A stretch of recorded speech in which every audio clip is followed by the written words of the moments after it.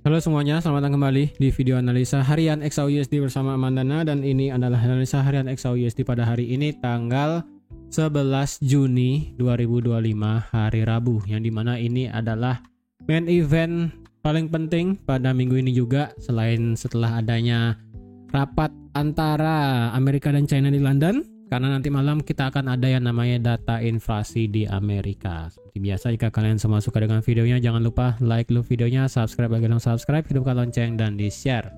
Oke, di sini saya mau kasih update sedikit untuk pertemuan kedua negara Amerika dan China. Untuk sementara mereka itu sudah menghasilkan sebuah kerangka kerja ataupun suatu kayak suatu konsep dari apa yang harus mereka lakukan ke depannya. Untuk hal yang penting dari rapat kemarin yang bisa saya infokan adalah masalah hasil bumi, kemudian masalah visa, kemudian ada juga sebentar kok saya lupa ya. Pokoknya rare earth, kemudian visa pelajar, kemudian ada transparansi dagang. Apa itu ya? Pokoknya yang penting lebih kepada rare earth sih. Dan juga bagian dari pesawat. Karena kalau kita lihat itu kan Boeing itu sempat kayak ngeblok China. Jadi China itu kalau mau produksi spare part pesawat Boeing itu mereka buat sendiri gitu kan, bukan ngambil dari Amerika.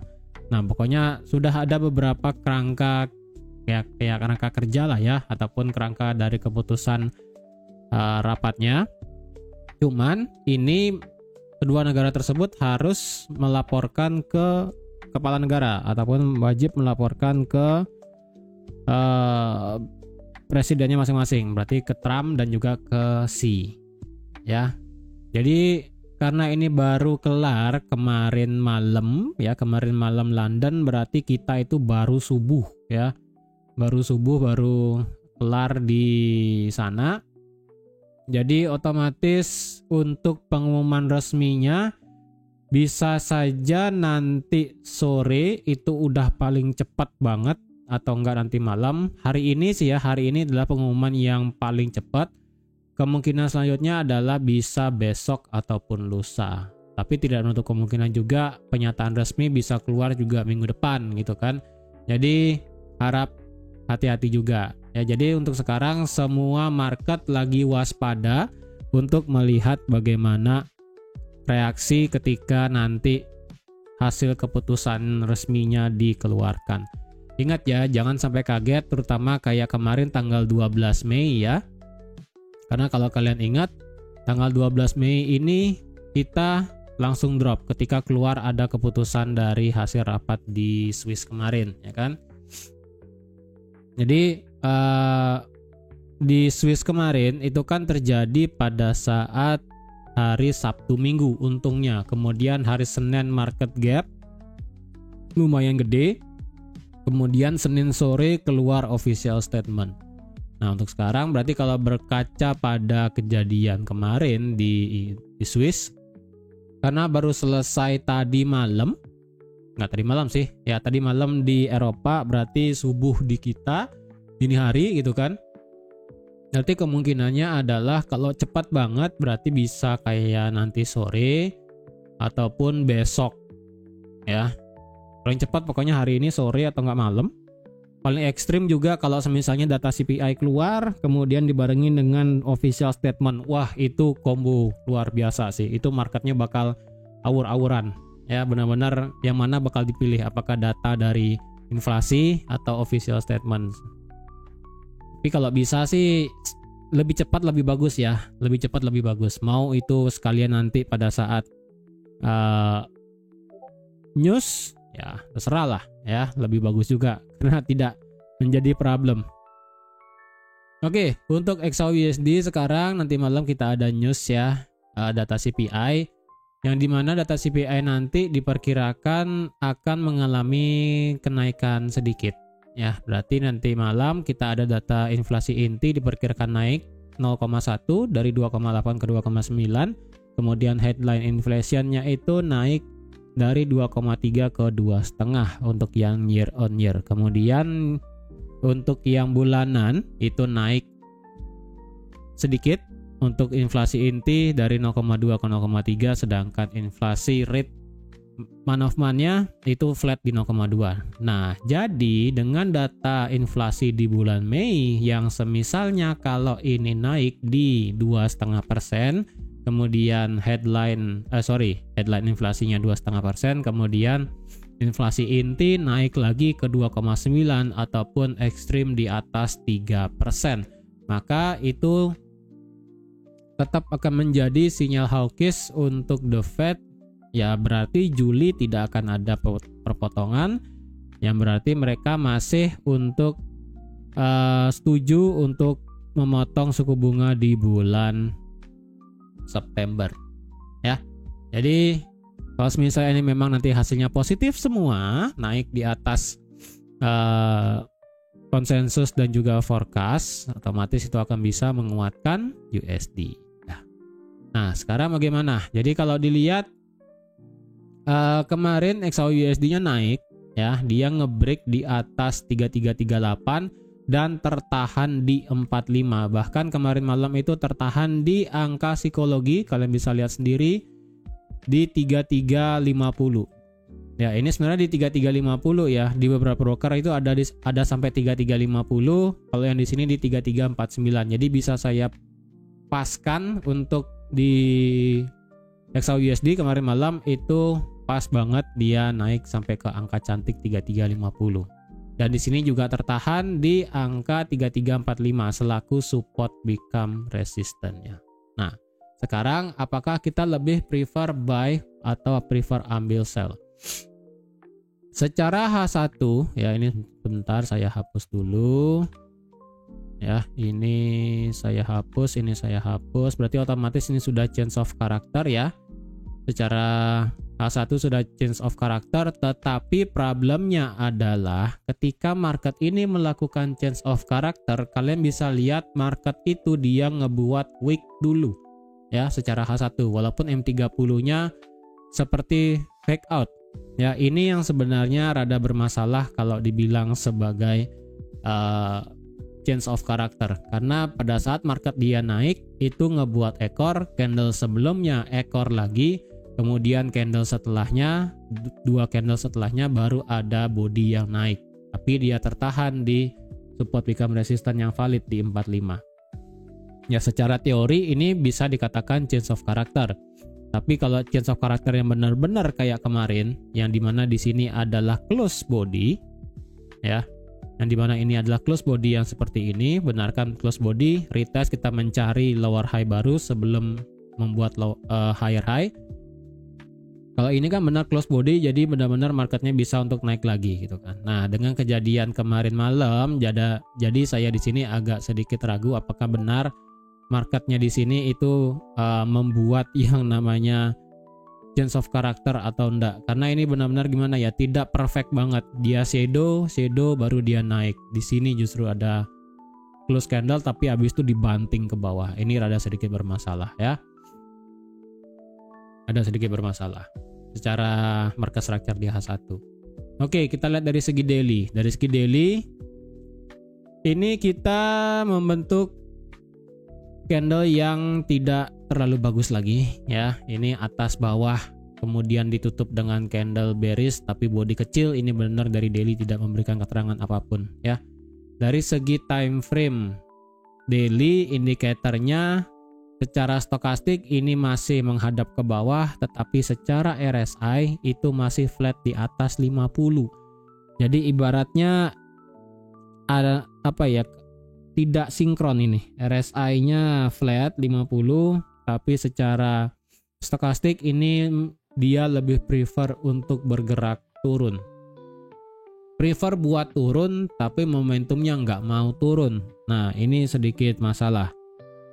Ya, berarti benar-benar market itu sedang minggir, banyak yang minggir, terutama untuk menunggu data official statement dari Amerika dan China, dan juga nanti malam kita ada data CPI.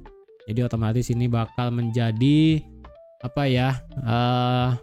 kejadian luar biasa ke depannya. Apakah benar akan terjadi break all time high di atas 3.400 atau pure ini sideways-nya nggak ngotak ya. Yang penting ingat secara daily itu kalau ada candle daily close di bawah 3285 maka potensialnya marketnya turun bisa sampai 3.200 ke depannya ya. Tapi tentu aja 3245 berlaku selaku resistance become support yang bisa dipakai selanjutnya. Oke. Nah, kalau dari segi H4 indikatornya ini flat sekarang ya. Ini memang sudah naik secara H4 dan sekarang stokastiknya berada di tengah-tengah di angka 50. Sedangkan secara RSI itu drop di bawah 50, cenderung stabil ya. Dia tidak mau naik, dia tidak mau turun. Dia tidak memberikan kita kejelasan lebih bagus untuk turun atau lebih bagus untuk naik. Ya. Dari segi H4, apakah di sini potensial market ngebuat bearish flag secara H4? Ya. Kalau benar ini marketnya ngebuat bearish flag secara H4, potensialnya ada. Oke. Sekali lagi ini adalah potensial, belum valid.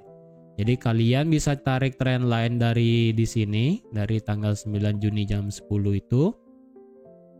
Kemudian kalian hubungkan ke sini, maka didapatlah suatu channel naik. Ya.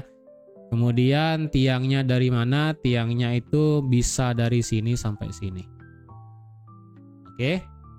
Jika memang benar ini adalah nanti ke depan yang ngebentuk bearish flag time frame H4 1:1, maka kalian bisa cari projection target entah di mana breaknya. Kalian bisa lihat sampai 3245. Entah breaknya sekarang ataupun nanti malam ya. Misalnya nanti malam di sini ini jam 10 ya. Jam 10 berarti saya tinggikan lagi dikit. Jadi anggaplah di sini ya. Anggaplah di sini berarti ya, di sini. Nah, berarti kalau breaknya di sini ya di jam ini ya. Nah, anggaplah jam 10 ya di sini nanti. Jadi kalau 1:1 bearish flagnya jadi ya, bearish flagnya jadi, target yang possible sampai 3245. Tidak menutup kemungkinan 3245 juga bisa mantul ya. Bisa juga, sekali lagi target saya adalah sampai 3200, nge-sweep 3 minggu lalu low-nya. Di candle nggak punya ekor di sini ya.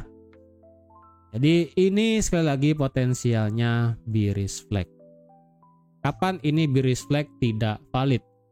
Sekali lagi yang sudah saya katakan ya, bearish flag pola bendera ataupun pola flag itu tidak akan valid kalau besar bendera itu lebih besar dari tiangnya, ataupun jarak dari bendera itu lebih besar daripada jarak tiang.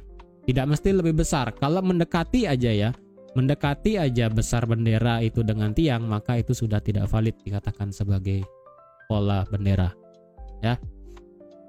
Makanya di daily itu tidak bisa saya katakan ini sebagai bullish flag ya. Nah, ini H4 potensialnya bullish flag nih. Karena kalau kalian tarik pakai Fibo juga dari yang sudah saya katakan kemarin, dari swing high ke swing low, marketnya kemarin juga itu pas kena 50%. Ya, kena support become resistance 45, kena 50% Fibo di 3348. Jadi ada kecenderungan ini untuk turun, tetapi tentu aja ini tidak bisa langsung turun mengingat nanti ada data inflasi, ada official statement yang menanti. Jadi kalau semuanya klop ya, dalam artian market sekarang sudah secara H4 ngeretest 50% Fibo. Ngeretest support become resistance 3345 atau enggak angka cantik 3350. Kemudian market ngelihat ini sebagai peluang bentuk bearish flag.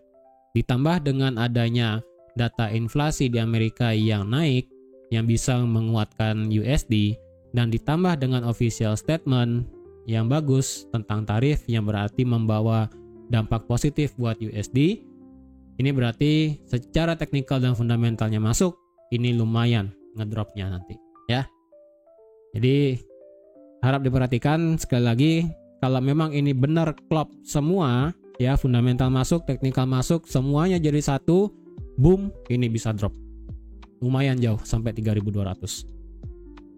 Sekali lagi itu wajib sinkron semua ya. Kalau enggak sinkron ini masalah ya. Kalau sudah tidak sinkron dari segi fundamental dan teknikal, udah itu bakal ribet ya, marketnya bakal choppy, atas bawah, bolak-balik, semua pattern bakal gagal, marketnya prefer buat ya udah pingpong atas bawah begitu aja sampai bodoh. Ya, jadi semoga di sini market secara teknikal dan berita secara fundamental itu jadi satu, jadi kita itu enak tradingnya. Ya. Ini peluangnya seperti itu, oke. Ini secara H4 kalian boleh buat ada channel naik di sini. Berarti kalau secara H4 marketnya ngebuat higher high dan higher low. Kapan ini marketnya sudah selesai ngebuat higher high dan higher low? Ya simple aja. Kalau semisalnya ini berarti inducementnya lewat. Ya, inducementnya lewat yang ada di harga 3.300. Jadi kalau 3.300 lewat, mungkin time frame H4 lebih bagus ya kan? Berarti dia ngebreak daripada tadi di sini ya benderanya. Jadi kalau semisalnya ini dia ngebuat inducement, kemudian di sini ngebuat secara H4 break of structure ya. Nah, di sini H4-nya benar ngebuat break of structure secara body, kemudian turun, dan jika semisalnya ini sekali lagi potensial bearish flag dan market fundamentalnya bagus, ini turun, oke. Ini turun, ini naik. Kemudian ini ngebuat lower high baru ya kan? Lower high baru entah di mana. Kemudian dia ngebreak ya. Pertama dia ngebreak trend line dan langsung ngebreak inducement, dia melakukan lower high lagi, membuat lower high baru, ini baru bisa target sampai sini.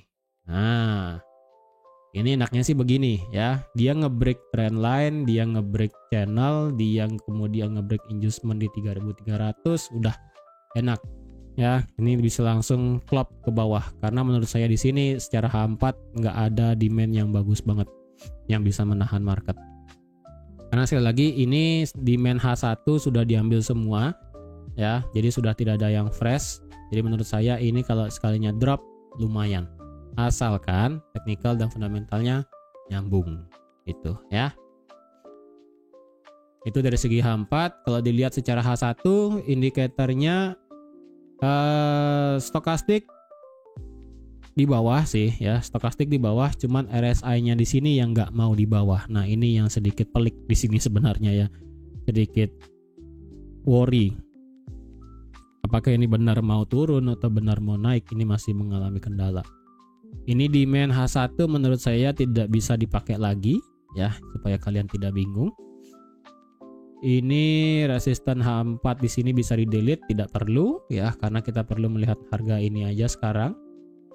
Berarti untuk dari segi H4 kelihatan, kemudian H1 lebih clearnya polanya begini ya. Ini high, low, high, inducement.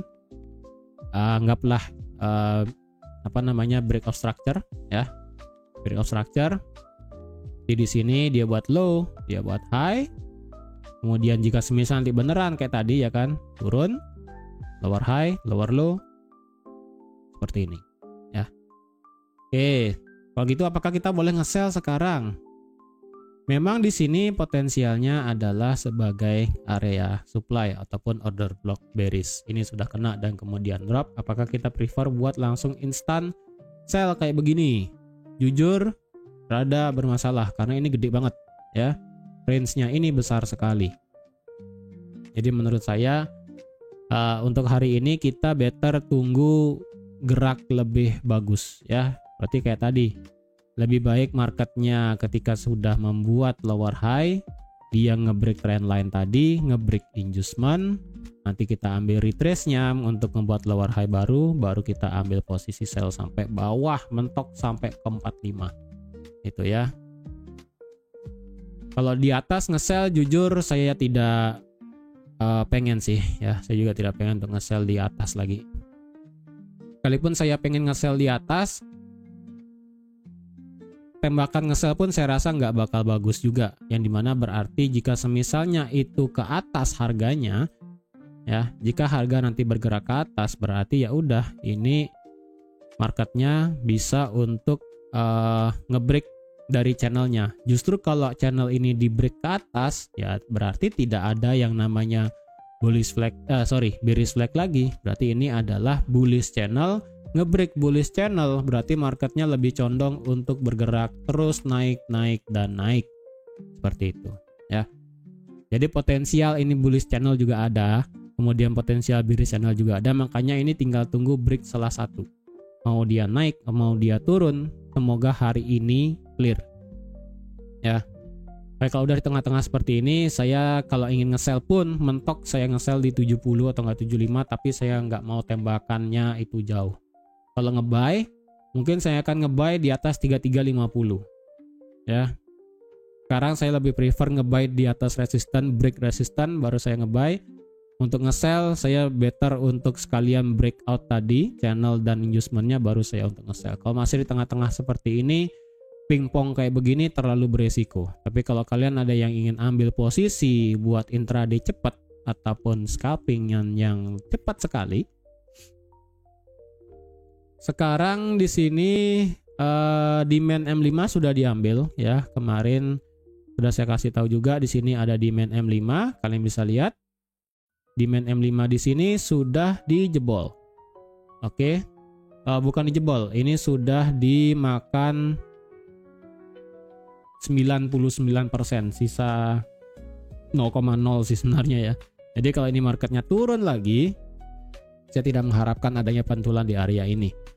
Nah, ketika ini marketnya sudah ngetes area demand di sini, otomatis demand yang di sini yang ada di 3310 tidak berlaku lagi. Ya, di sini demand tidak berlaku.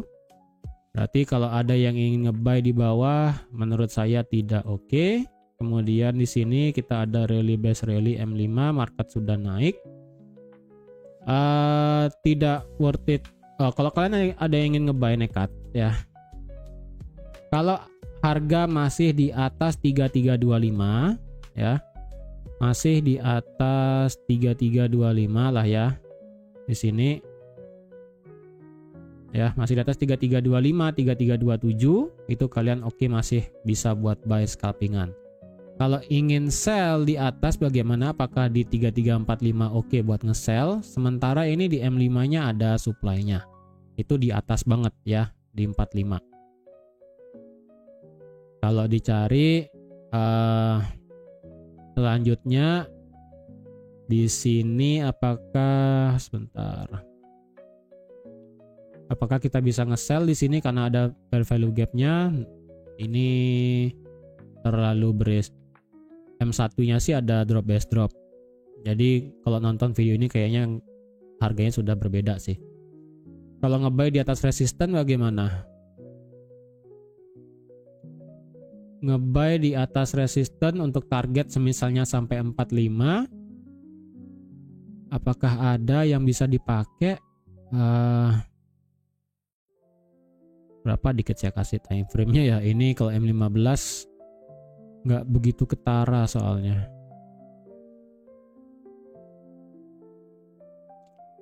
Mungkin di atas bentar M5 ya.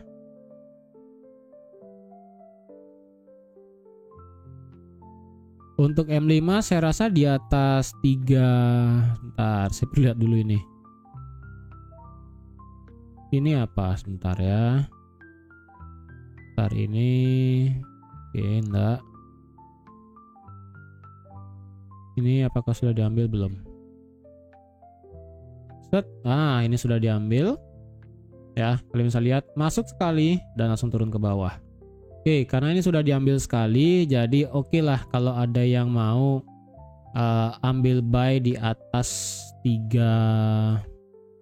Wait a minute, berarti Kalau ada mau nge-buy di atas resisten, bisa kalau ada harga di atas 38 ya.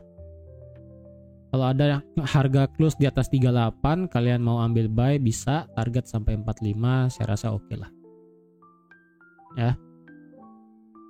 Target sampai 45 saya rasa oke. Oke. Jadi kalau ada yang mau nge-buy di sini kayak begini bisa ya. Kalau ada yang mau nge-sell nanti tunggu di sini. Kemudian kalau ada yang mau nge-sell lagi di bawah bagaimana? Apakah dengan break demand di 3317 kita bisa nge-sell ataupun di bawah 3325 kita bisa nge-sell? Di sini bisa aja buat nge-sell ya. Di sini bisa aja buat nge-sell, tapi sekali lagi ini tidak bisa panjang ya, palingan 30-40 pip dapat. Ya, tidak bisa untuk tembak jangka panjang. Karena sekali lagi ini kalau ada ambil posisi, ada news yang pertama, yang kedua saya lebih prefer kalau dia break di atas 50 baru saya buy.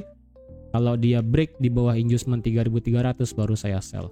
Selama itu belum terjadi, kemungkinan saya masih stay away dulu. Ya, nggak mau nekat sih untuk ambil scalpingan juga. Oke, jadi saya rasa sekian dulu untuk analisa XAUUSD pada hari ini. Terima kasih sudah menonton video sampai habis. Terima kasih juga sudah like, share, dan subscribe seperti biasa. Dan sampai jumpa lagi di analisa harian XAUUSD selanjutnya. Bye-bye.